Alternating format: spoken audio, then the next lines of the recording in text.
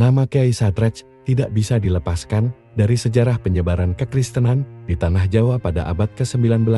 Ia adalah tokoh unik yang berada di tengah pertemuan antara budaya lokal dan agama Kristen dengan pendekatan yang khas dan membumi. Sadrech membawa warna tersendiri dalam perkembangan agama Kristen di Indonesia, khususnya di daerah Jawa Tengah dan sekitarnya.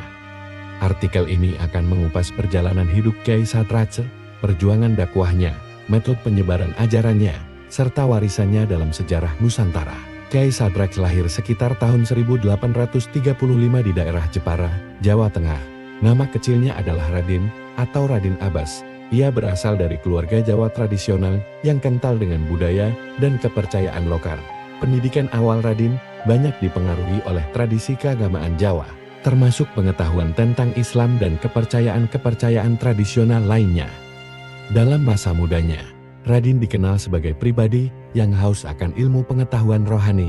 Ia berguru kepada banyak ulama dan tokoh spiritual di berbagai daerah Jawa. Namun perjalanannya mencari kebenaran sejati tidak berhenti pada ajaran Islam semata. Perjalanan hidup Raden berubah ketika ia bertemu dengan para penginjil Kristen yang berkarya di Jawa. Salah satunya Rasul F.L. Anting, seorang mantan perwira Belanda yang menjadi penginjil Kristen. Melalui Anting dan beberapa guru Kristen lainnya, Raden mulai mengenal ajaran-ajaran Kristen. Namun, proses pertobatannya tidak instan. Sebagai seorang Jawa yang mendalami banyak ajaran spiritual, Raden melakukan kontemplasi panjang sebelum akhirnya memutuskan untuk dibaptis. Pada tahun 1867, di Semarang, ia dibaptis menjadi Kristen dan mengambil nama Sadrech, sebuah nama yang terinspirasi dari kisah Sadrech dalam kitab Daniel, yang tetap setia pada iman di tengah tekanan kerajaan Babilonia. Setelah baptisan, Sadrech tidak meninggalkan identitas Jawanya.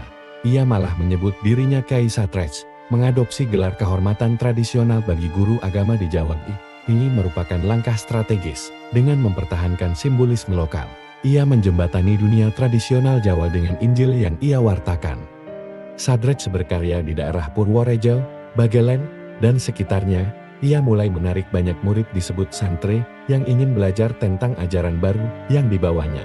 Rumahnya menjadi pusat kegiatan rohani, layaknya pesantren dalam tradisi Islam, namun berisi ajaran-ajaran Kristen.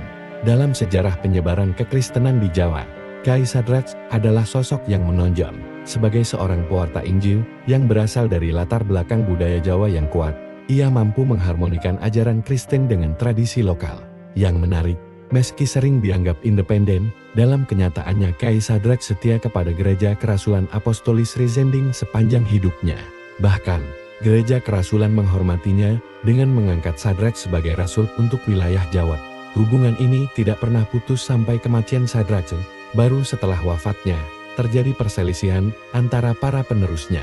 Kisah ini berawal dari pertumbuhan pelayanan kekristenan di tanah Jawa yang sebagian besar diwarnai oleh kehadiran gereja kerasulan dari Belanda.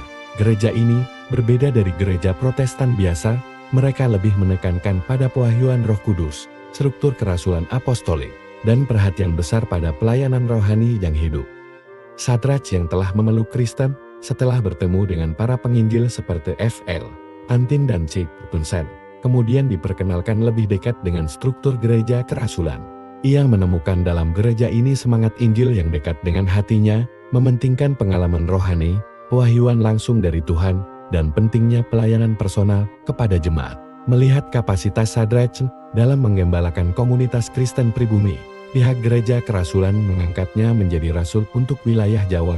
Ini adalah bentuk pengakuan resmi yang sangat penting menunjukkan bahwa Sadrech tidak hanya diterima, tetapi juga dipercaya memimpin umat di tanah Jawa atas nama gereja kerasulan.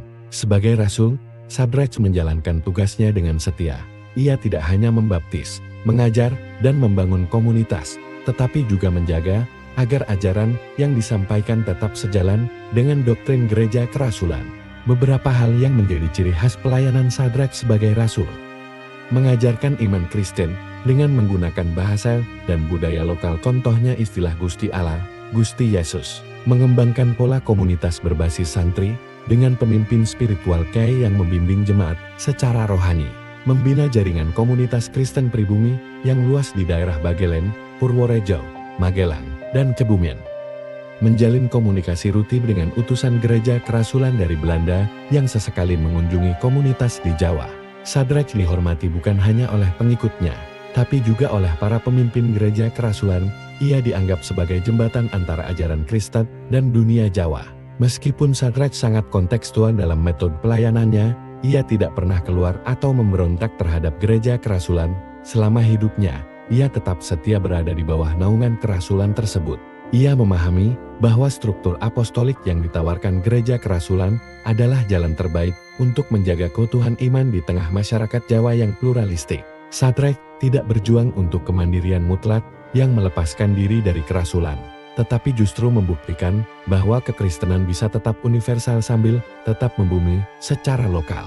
Shadrach wafat pada tahun 1924 di Karangjoso, Purworejo. Ia meninggalkan komunitas Kristen pribumi yang kuat dan berakar, serta hubungan yang tetap utuh dengan gereja kerasulan.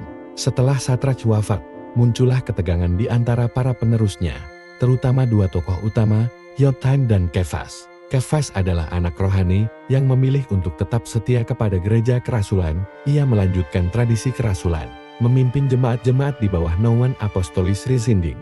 Yotam, di sisi lain, memilih mendirikan gereja baru yang lebih independen, yang kemudian berkembang menjadi Gereja Kristen Jawa GKJ.